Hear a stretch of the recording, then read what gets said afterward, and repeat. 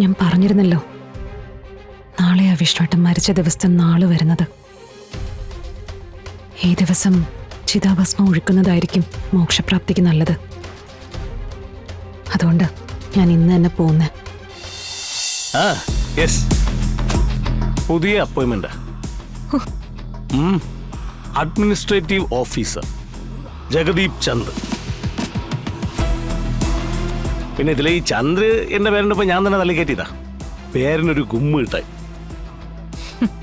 അത് പിന്നെ പേരിന് മാത്രമല്ല, ഈ സ്ഥാനത്തിനും ഒരു വിലയുണ്ടെന്ന് എനിക്കിപ്പോ മനസ്സിലായി. ഇല്ലെങ്കിൽ നിന്നെപ്പോലുള്ളവരൊക്കെ എന്നെ കയറി സാറേ എന്നൊക്കെ വിളിക്കൂ. നീ എങ്ങനെ ഇതിനകത്തേക്ക് കയറി? ഈ സ്ഥാനത്തിരിക്കാനുള്ള എന്ത് യോഗ്യത നിനക്കുള്ളത്?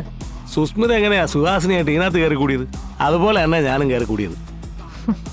പിന്നെ സ്വാമി സ്വരൂപാനന്ദയുടെ റൈറ്റ് ഹാൻഡ് ആയിട്ടിരിക്കാൻ നിനക്കെന്ത് യോഗ്യതയുള്ള? ഇത് ആൾമാറാട്ടോ. ഞാനിത് സമ്മതിക്കില്ല. ഞാൻ നിന്നെ പോലീസിനെ കൊണ്ട് പിടിപ്പിക്കും.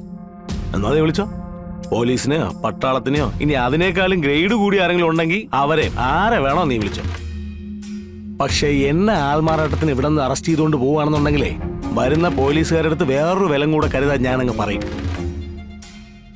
ആ വിലങ്ങ് ആർക്ക് വേണ്ടിയിട്ടുള്ളതാണെന്ന് ഞാൻ പറയാതെ തന്നെ സുഹാസിനിക്ക് അറിയാൻ പറ്റുമല്ലോ. വേണ്ടേ, എന്നെ കുടിക്കാൻ ഞാൻ നിന്നെ കൊടുക്കും. പിന്നെ നീ ഇവിടെ ജോലിക്ക് കയറിയത് നീ ചെയ്തിട്ടുള്ള പുണ്യപ്രവൃത്തികൾ കണ്ടിട്ട് നിന്നെ ആനയിച്ച് ഇവിടേക്ക് കൂട്ടിക്കൊണ്ടുവന്നൊന്നുമല്ലല്ലോ. നട്ടാ കുരുക്കാത്ത നുണ എഴുന്നള്ളിച്ച് തന്നെയല്ലേ നീ ഇവിടെ കയറി പറ്റിയത്. എന്താ നിന്റെ ഉദ്ദേശം?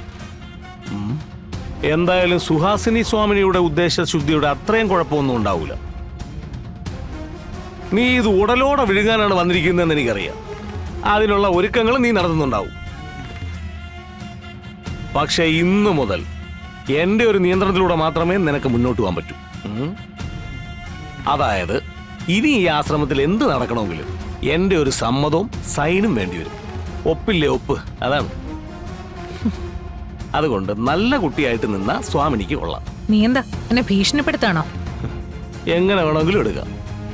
അതെ, ഒന്നിച്ച് നിന്ന് ചക്കരക്കുടത്തിൽ ഒരുമിച്ച് കൈയിട്ട് വരാനാണെങ്കിൽ അങ്ങനെ, ഒറ്റയ്ക്കൊറ്റയ്ക്കാണെന്നുണ്ടെങ്കിൽ അങ്ങനെ. പരസ്പരം ചെളി വാരി എറിയാതെ മുന്നോട്ട് പോണം. എന്താ, സമ്മതമാണോ? കൃത്യമായ ഓഡിറ്റിംഗ് എന്നും ഉണ്ടാവും. പിന്നെ തന്നിരിക്കുന്ന എമൗണ്ടിന്റെ 60% മാത്രമേ ആദ്യത്തെ ഗഡുവിൽ ഉൾപ്പെടുത്തൂ. ബാക്കി 40% കൃത്യമായ വെരിഫിക്കേഷന് ശേഷം മാത്രമേ ആർക്കാണോ എത്തേണ്ടത് അവരിലേക്ക് എത്തിച്ചേരുള്ളൂ. ഇത്രയും നേരം പറഞ്ഞൊന്നും അല്ലല്ലോ ഇവനിപ്പോ ഈ പറയുന്നേ.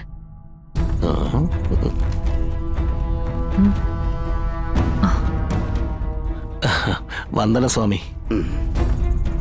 അത് ശരി. അപ്പൊ സ്വാമി വന്നതുകൊണ്ടാണ് ഇവൻ തകിടം പറഞ്ഞതല്ലേ? ഇത് ജഗദീപ് ചന്ദ്, പുതിയ അഡ്മിനിസ്ട്രേറ്റീവ് ഓഫീസറാണ്. ഞാൻ പരിചയപ്പെട്ട് വരികയായിരുന്നു. ഇനി ഇവിടുത്തെ കാര്യങ്ങളൊക്കെ നോക്കുന്നത് ജഗദീപിന്റെ നിയന്ത്രണത്തിലായിരിക്കും. എന്തുണ്ടെങ്കിലും ഇയാളോട് സംസാരിച്ച് ക്ലിയർ ചെയ്യാൻ നോക്കണം.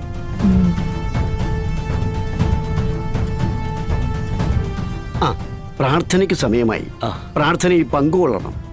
അതും ജോലിയുടെ ഭാഗമാണെന്ന് കൂട്ടിക്കൊള്ളൂ. ഓ, അറിയാം. ഈ ജോലിയുടെ മഹത്വം അതും കൂടി ചേർന്നിട്ടുള്ളതാണല്ലോ.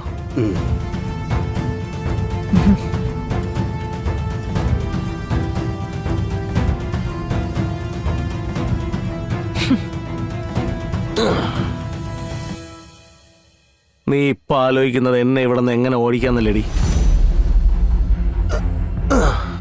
എനിക്കെതിരെ ഒരു ചെറു വിരൽ നീ അനക്കിയ എന്റെ 10 വിരലുകളും നിനക്കെതിരെ ഉയരുമെന്നുള്ള കാര്യം ഓർക്കുന്നത് നല്ലതായിരിക്കും.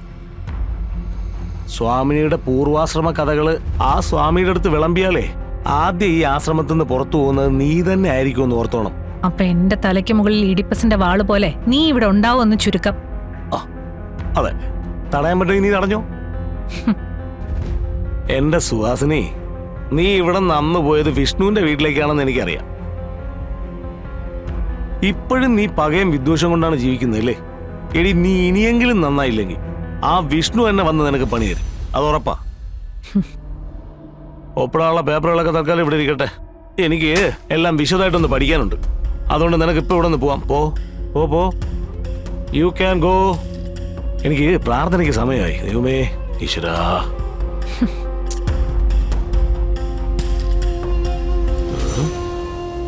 ഇനി ഇവളുടെ ഓരോ നീക്കങ്ങളും ഞാൻ അറിഞ്ഞുകൊണ്ടേയിരിക്കും.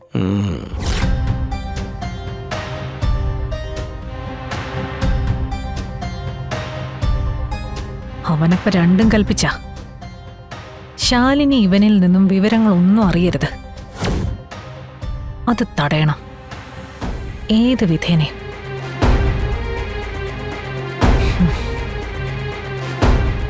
ശാലിനി പാർക്കിന് മുന്നിലെത്തിയോ? ആ ഞാനിവിടെ വലിയ ആലിന് മുന്നിൽ നിൽപ്പുണ്ട്.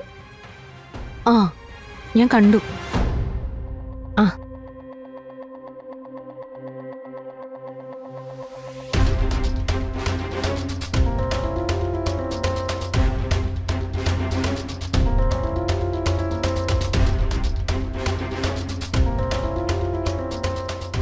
കുറച്ച് കറങ്ങി, പിന്നെ ഫോൺ ചെയ്യാന്ന് വെച്ചേ.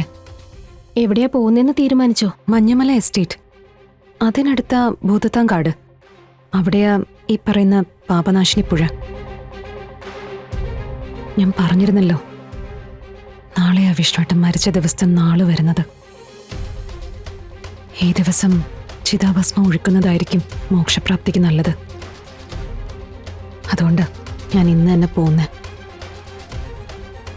ഇന്ന് പോയ മഞ്ഞമല എസ്റ്റേറ്റിൽ തങ്ങിയതിനു ശേഷം നാളെ പുലർച്ചെ ചടങ്ങ് നടത്താം.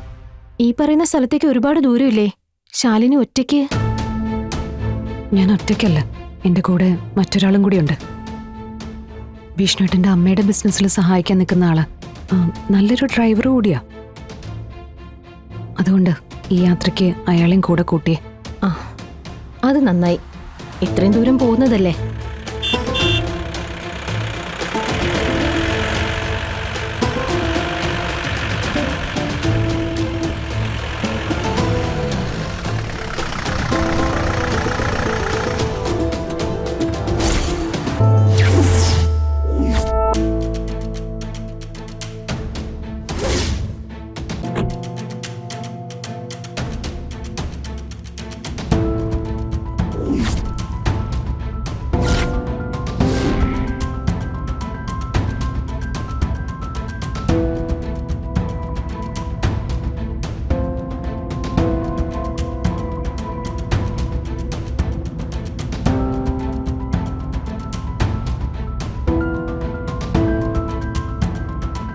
ഇതാ ഞാൻ പറഞ്ഞ ആള്.